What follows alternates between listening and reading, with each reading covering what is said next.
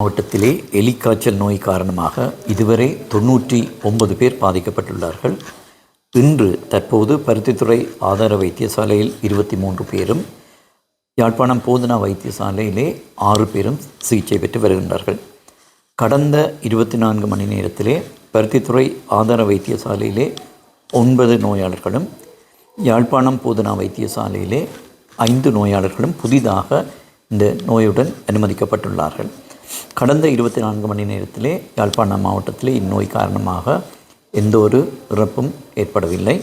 கடந்த இந்த பரம்பல் ஏற்பட்ட பின்னர் யாழ் மாவட்டத்திலே இதுவரை 7 இறப்புகள் ஏற்பட்டிருக்கின்றன.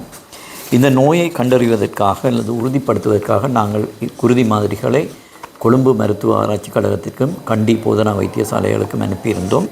அதில் எங்களுக்கு 9 மாதிரிகள் PCR, 6 மாதிரிகளும் மேட் என்று சொல்லப்படுகின்ற பரிசோதனையில் 3 மாதிரிகளுமாக மொத்தம் 9 சாம்பிள்கள் அல்லது மாதிரிகள் பாசிட்டிவ் என்று அல்லது தொற்று எலிக்காய்ச்சல் இருப்பதாக உறுதிப்படுத்தப்பட்டிருக்கின்றது. நாங்கள் இது ஹென்ட்ரா வைரஸாக இருக்கலாமோ என்று உறுதிப்படுத்துவதற்காக கண்டி போதனா வைத்தியசாலைக்கு 5 குருதி மாதிரிகளை அனுப்பியிருந்தோம். அவை யாவும் நெகட்டிவ் என்று, அதாவது ஹென்ட்ரா வைரஸ் இல்லை என்று தற்போது உறுதிப்படுத்தப்பட்டிருக்கின்றது. தற்போது நாங்கள் பொதுமக்களுக்கு, குறிப்பாக இந்த ஆபத்து இலக்கினர் ஹை ரிஸ்க் குரூப் என்று சொல்லப்படுகின்றவர்களுக்கு இந்த தடுப்பு மருந்து வழங்கும் பணிகள் தற்போது இடம்பெற்று கொண்டிருக்கின்றன.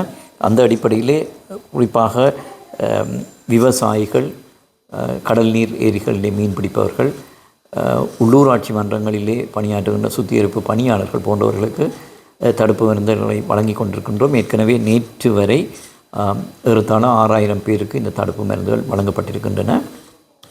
தொடர்ந்து நாங்கள் அந்த பணிகள் இடம்பெற்று கொண்டிருக்கின்றன. இதற்கு மேலதிகமாக ஆக்டிவ் ஃபீவர் சர்வைலன்ஸ் என்று சொல்லப்படுகின்ற, அதாவது பொதுமக்களை வீடு வீடாக சென்று காய்ச்சல் இருப்பவர்களை உடனடியாக அடையாளம் கண்டு அவர்களை வைத்தியசாலைக்கு அனுப்புவதற்காக கள ஆய்வுகள் மேற்கொள்ளப்பட்டு கொண்டு வருகின்றன.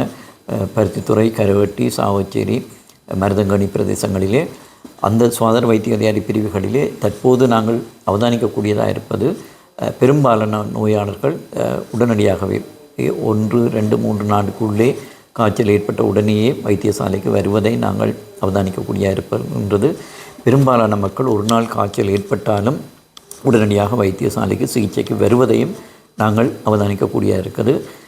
இதன் மூலம் தற்போது வைத்தியசாலைகளிலே சிகிச்சை பெற்று வருபவர்கள் பெரும்பாலானவர்கள் உரிய நேரத்திலே 3 நாள் காய்ச்சல் ஏற்பட்டு 3 நாளுக்குள்ளேயே வந்தவர்களாக இருக்கின்றார்கள். எனவே அவர்களுக்கு உரிய நேரத்திலேயே இந்த சிகிச்சையை ஆரம்பித்தபடியால் பெரும்பாலானவர்கள் தற்போது ஒரு நல்ல உடல்நிலை மோசமடைந்து கிரிட்டிக்கல் கண்டிஷன் என்று சொல்லப்படுகின்ற மோசமான நிலையிலே எவரும் தற்போது இல்லை.